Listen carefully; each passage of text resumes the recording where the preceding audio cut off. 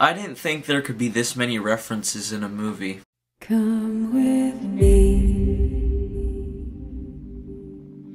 and you'll be... Hey guys, I just saw the latest Steven Spielberg film, Ready Player One. Oh my god, I had been so excited for this movie. I had been waiting for this movie for so long, because I had actually read the book earlier this year, and I had really enjoyed that, and it made me really hyped for the movie. The tone of the movie did look kind of different by the trailers from the book, but I was still very excited to what it had to offer, because, of course, it was directed by Steven Spielberg as well, and the book was just jam-packed with so many references from some of Steven Spielberg's movies, and the fact that he was directing it was just so fantastic for me. Of course, like with any movie, I was kind of scared that it might not be good. Steven Spielberg, for the most part, has made some excellent films, but I was still worried. A few people actually didn't like this movie, when the first reactions came out, so I was just, that also made me a bit more scared. But I was also thinking that maybe it won't be that good because there was so much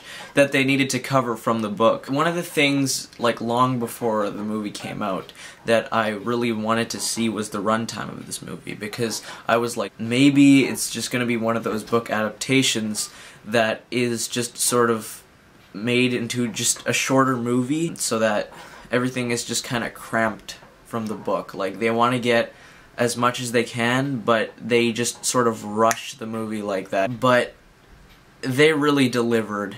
This movie is not perfect by any means. It does have a couple problems, but just very little to nitpick on this movie, because I absolutely enjoyed almost everything they had to offer. So basically, in Ready Player One, the year is 2045. With the world on the brink of chaos and collapse, the people have found salvation in the Oasis, which is an expansive virtual reality universe created by the brilliant and eccentric James Halliday. And basically Halliday is worshipped as sort of this god because he created this simulation that pretty much everybody in the world is addicted to now. But when Halliday dies, he leaves his immense fortune to the first person to find a digital Easter egg he has hidden somewhere in the Oasis, sparking a contest that grips the entire world.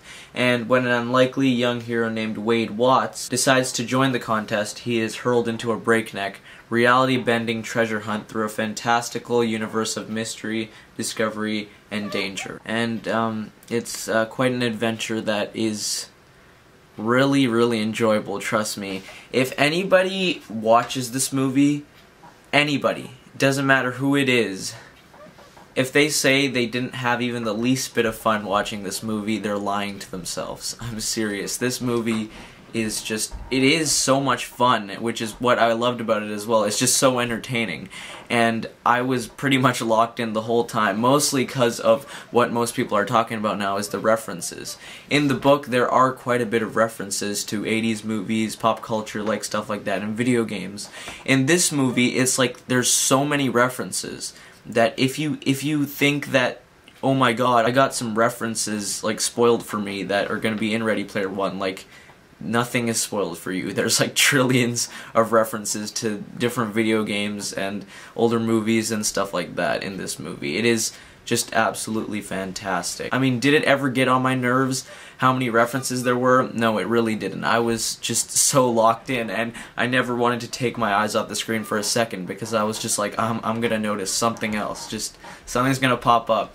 And it was really good. I thought the performances in this movie were just all fantastic. Tye Sheridan, he had such an excellent performance, and so did Olivia Cooke.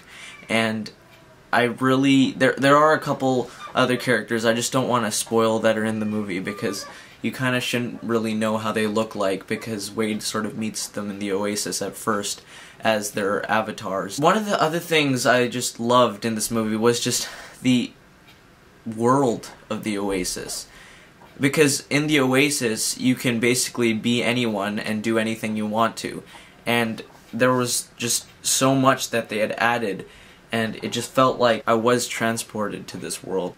I even saw the Arkham Knight in this movie.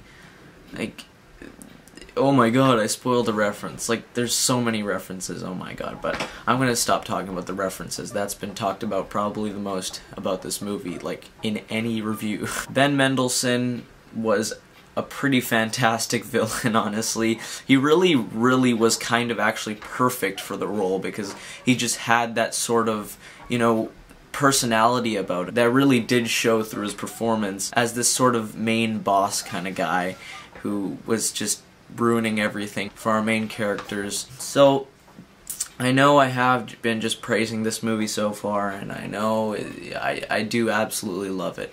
But unfortunately, I will have to get into a couple problems here. I don't want to, but there are a couple things I have to nitpick about. One of my main issues in this movie is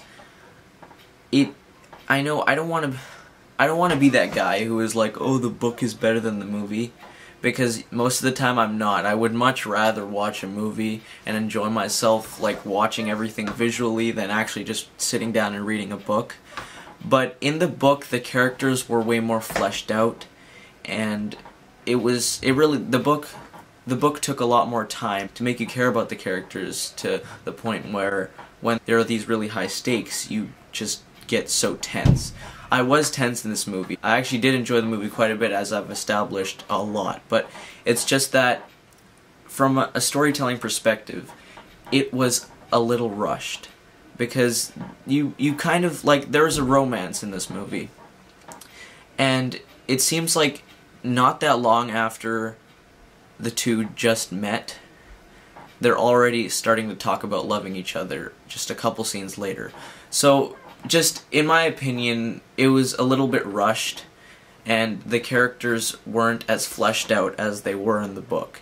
The book, unfortunately, is better than the movie. Again, I don't want to be that kind of guy, but it is just, that's one of the only issues I have with the movie. It's just, it's rushed a little bit with how they handle the characters. Usually, honestly, in a movie, when it's rushed like that, it's a huge problem with the movie, because it really doesn't make you care for the characters enough and really care about what's going on. In this movie, it's not really a problem, because it wasn't like that rushed. It was just a little bit too fast. Despite the runtime, like 2 hours and 20 minutes, they still could have even made it longer and sort of fleshed out the characters a bit more. But I still did like the characters quite a bit, and it was a very enjoyable experience, and it is just so fun, which is what I can say about this movie. Please don't miss this movie. I hope you're not going to, because it's a Steven Spielberg film, but I definitely recommend it, and even reading the book as well, I do recommend.